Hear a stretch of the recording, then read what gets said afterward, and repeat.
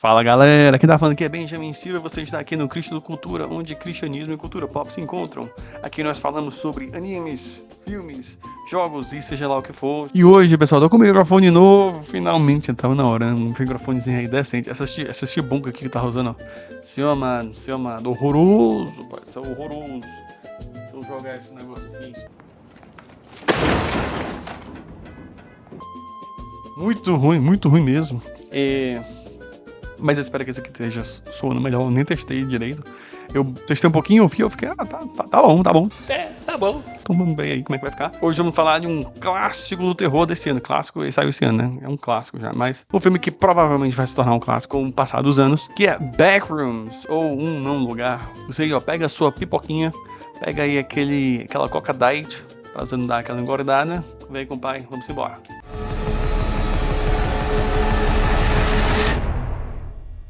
É maravilhoso, não é mesmo? Oi!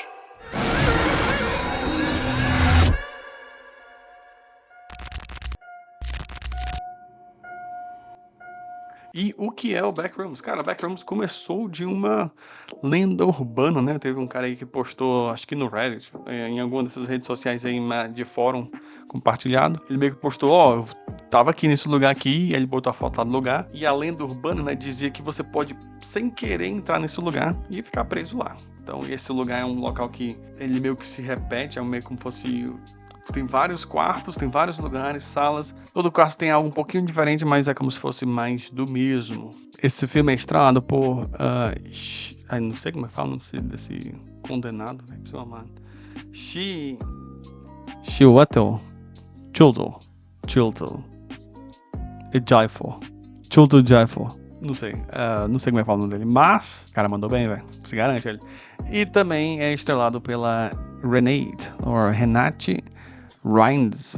Pô, caraca, o nome de hoje tá difícil, hein? Os dois mandaram bem, mas o ator, cara, o cara detonou demais, né, bicho? O cara foi bem. O filme conta a história de Clark, que é um cara que tá meio down na vida dele, não tá conseguindo vender bem na loja dele, acabou de passar por um processo de separação, então ele tá meio assim, meio deprê, ele tá indo meio mal nas contas, tanto que tá até dormindo na loja para poder economizar em outras coisas aí.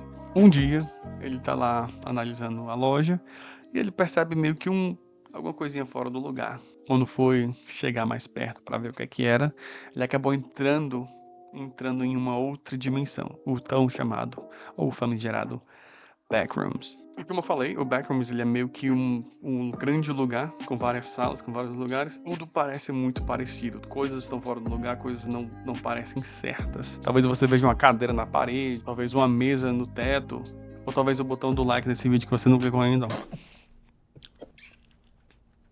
Brincadeiras à parte, um likezinho ajuda demais, ó. Vai lá, Deus abençoe. Mas estando lá, ele percebe que não está sozinho. Vamos para a nossa review, gente. Mais um filme aí da A24. A A24 tem fazendo muitos filmes de terror. Filmes assim, meio com a cara de independente. São filmes bem feitos. E esse filme eu diria que é muito bom, no geral. 7,5 de 10 eu daria pra ele. Mas antes de eu continuar com a minha review, cara, eu quero discordar aqui do Peter, do Ei Nerd. Cara, o Peter, na review dele, falou isso aqui, ó. Cara, e o pior é que pra mim, a parte mais fraca do filme foi justamente a parte da história. Porque, galera, eu acho tanto a história do Clark quanto a da terapeuta as coisas mais interessantes do filme. A da terapeuta principalmente, porque, pô, eu acho que tudo que ela traz pra história é meio fraquinho, sabe? Não acrescenta muita coisa. Mas, assim, por que eu acho que ele tá errado? Porque eu acho que toda essa parte envolvendo o Clark, que é o passado dele e tudo mais, cara, eu não acho que é ruim. Não é tão legal quanto, sei lá, algumas outras partes do filme, mas, como é que eu posso falar? Enhance. Ela enriquece o filme. Ela deixa a parte as coisas que acontecem no Backrooms mais interessante. Não fica só aquele, dá sustinho, mas tem mais significado por trás do que tá acontecendo ali. Então eu acho que é extremamente importante. E se fossem tirar isso aqui do filme, eu acho que o filme perderia muito ponto. E eu vou dizer aqui o que é que eu acho que foi o pior desse filme. Antes de eu falar do pior, vamos falar do que deu certo.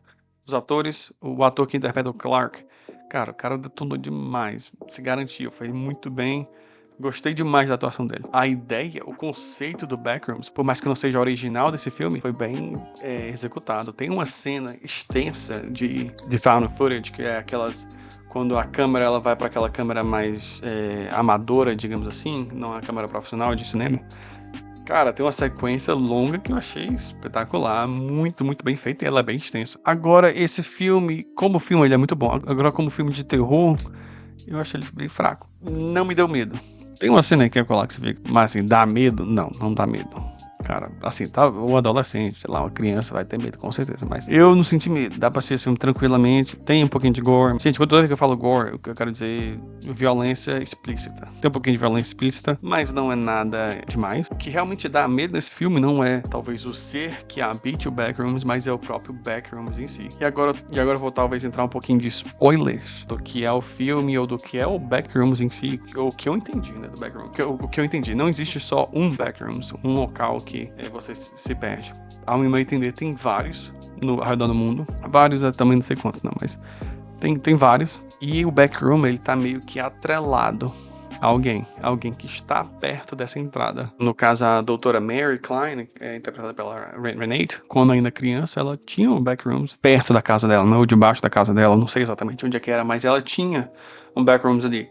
E aquele Backrooms específico, ele era remanescente do que a Mary via, do que a Mary vivia. Aquele Backrooms, ele é específico para ela. Quando eu digo específico para ela, é como ele parece, é muito baseado de onde ela ficava, onde ela morava, por aí vai. Já o do Clark, o Backrooms é na loja dele. E aí, quando ele começou a morar lá, eu acredito que é quando essa conexão entre o Backroom e ele ficou maior. E aí, esse Backroom dele, que tá lá na loja, é específico pra ele. Tem lá coisas que só ele viveu, que só ele viu, que só ele lembrou, que só ele passou. Aqui a interpretação minha aqui, aí se você discordar aí, escreve no comentário aí. O Backrooms, ele é meio que um local, quase que como um ser vivo, que tá absorvendo as coisas, as memórias de quem tá ali perto. E aí, eu acho que aí a parte do conceito do Backroom que eu acho mais legal, que é a materialização do Backroom em si, baseado nas memórias de outras pessoas, que torna o local tão interessante. E a ideia do Backroom em si tão interessante. Por quê?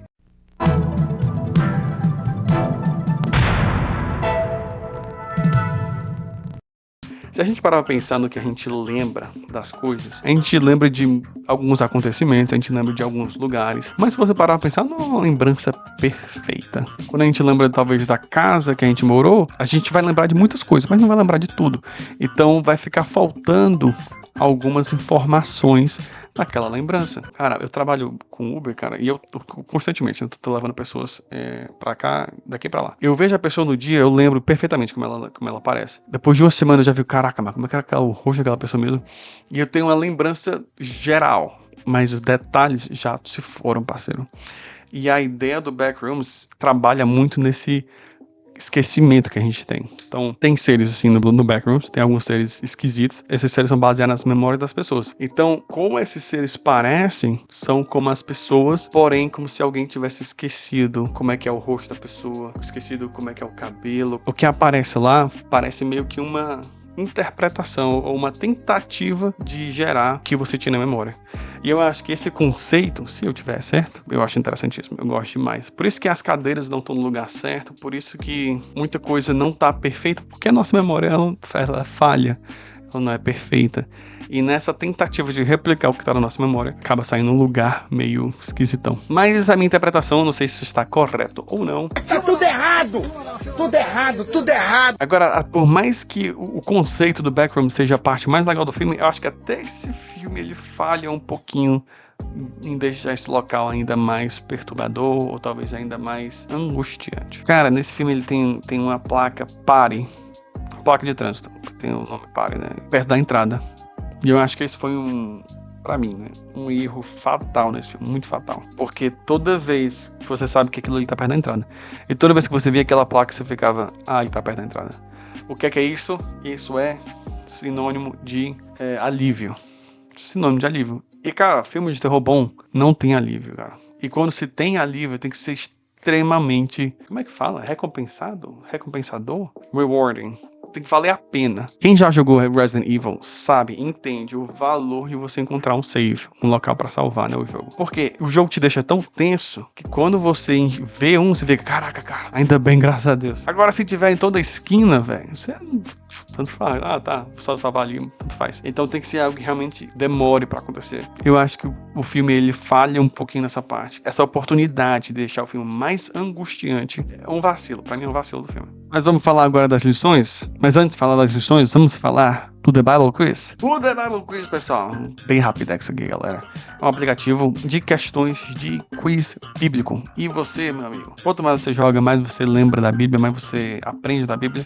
Parceiro, se você não tá jogando, você tá perdendo, tá ok? Então vai lá, ó, o link tá aí, o QR Code tá aqui. Então vai lá, baixe, jogue.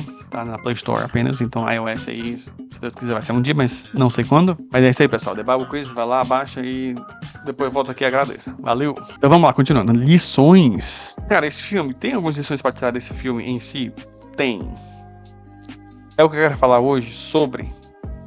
Não. Eu quero falar mais do conceito de Backrooms, que é o conceito de um local infinito. Eu quero falar muito desse conceito de eternidade e o quanto esse conceito dá medo em pessoas. Tem um anime chamado Chainsaw Man que o medo das pessoas é materializado em demônios. Então tem o demônio do terremoto, tem o demônio da arma, tem o demônio da bomba atômica. Porque cada uma dessas coisas são coisas que as pessoas têm medo, e quanto mais pessoas têm medo, mais esse demônio é forte. Ele é materializado num demônio, mais esse demônio é forte. No caso, tem o demônio da eternidade. Tem um episódio que os personagens ficam presos num loop, e nesse loop infinito, esse monstro é forte, porque muitas pessoas têm medo da eternidade. A eternidade é um conceito que a gente não consegue entender. A gente pode tentar imaginar, mas a gente não tem nada parecido. Tudo pra gente tem começo, meio e fim. E durante séculos e séculos, a humanidade se perguntou, né? Onde é que eu tô? Será que eu estou na lagoinha? Pra onde é que eu vou quando eu for me embora? Vai ser só o preto, vai ser só o vão, o que é que tem depois? Ou vai ser que nem o Backrooms, né? Tipo um local que eu posso explorar, mas não importa o quanto eu explore, tudo vai ser a mesma coisa, é meio irrelevante, é meio inútil. E a gente pode até ver em pinturas clássicas e algumas pinturas antigas do quanto isso dá medo nas pessoas, quanto isso, essa ideia do infinito, essa ideia de não ter um fim, perturba a mente das pessoas. E muitas pessoas vão escolher nem querer pensar nisso, porque isso é perturbador e é de fato o que é que mais perturba nesse filme Backrooms. É você talvez ficar preso num local em que não tem fim. É eterno, mas esse eterno não é eterno de nada. E cara, se eu parar, pra ser bem honesto, muita gente tem medo até da eternidade bíblica. E não tô nem falando de inferno, não, tô falando do céu. Eu lembro quando eu era pivete, eu perguntei pra minha avó, no céu tem pão? como é que vai ser o céu? E ela pegou e falou, ó, no céu a gente vai estar lá todo mundo com os braços levantados praticamente, e cantando, né, santo, santo, santo, pro resto da eternidade. E eu fiquei assim, meio paia, né, tipo, sem graça. Eu com cabeça de criança, né, tipo, não tem um videogamezinho não, algo mais legal, né, pra se fazer, jogar futebol com Jesus e tudo mais, não sei. Essa ideia de estar fazendo a mesma coisa de novo, cara, isso não caiu bem na minha cabeça. E acredito eu que minha avó tava citando o que é falado muitas vezes, talvez em Apocalipse, em alguns outros cantos da Bíblia, que tem anjos, né, que cantam, né, proclamam santo, santo o tempo todo, né. Só que essa ideia não caiu bem na minha cabeça. Eu não consegui ver isso como algo bom.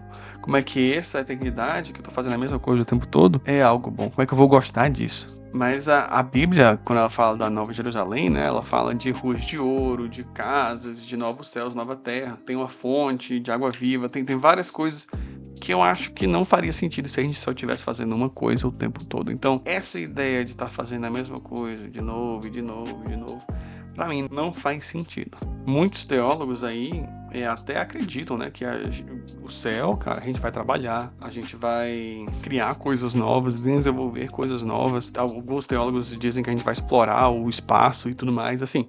Tem várias ideias, mas uma coisa que eu te garanto que não vai ser algo que você consegue pensar hoje. 1 Coríntios 2,9 diz o seguinte: todavia, como está escrito, olhos nem ouviram, ouvidos nem ouviu, mente nenhuma imaginou o que Deus preparou para aquele que os ama.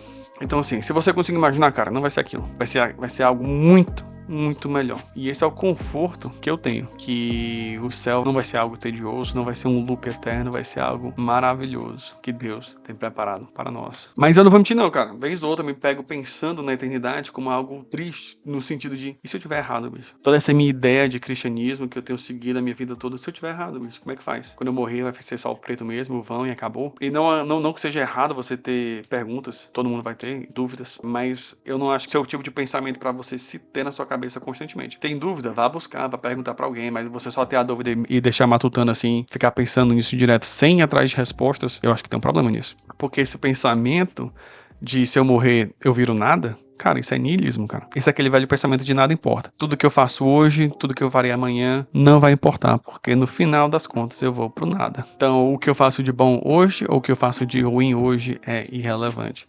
Não adianta quem morreu por mim, não adianta quem sofreu por mim. Amanhã eu só serei nada. E o que é muito dito por muitas pessoas, de que o mundo foi criado do nada, que o que a gente vive é reação de um movimento que começou do nada, que não tem dono, reforçando que a vida não tem sentido nenhum. Mas quando a gente olha para a Bíblia, cara, a gente vê que a vida tem muito sentido. Que Deus criou a gente com um propósito, que Deus desenhou a gente, desenhou o mundo inteiro de uma maneira perfeita. Você pode dizer, tem perfeição no mundo? Tem, cara, mas isso aí é depois da queda, parceiro. Foi corrompida, a criação de Deus foi corrompida pelo pecado, pelo homem, por Satanás. Mas Deus tem um propósito para a sua vida. Deus te criou, Ele sabe de quem você é, Ele sabe dos teus sonhos, Ele sabe das tuas falhas, Ele sabe do que você conquistou, do que você falhou. E eu te garanto que Ele tem um propósito na sua vida. Basta você ir atrás e tentar entender, ter um relacionamento com Ele. Quanto mais próximo você vai estar dele, mais você vai entender o que é que ele quer na sua vida. Todo esse pensamento, assim, de que nada faz sentido, cara, isso não provém de Deus, cara. Eu tenho essa princesa aqui.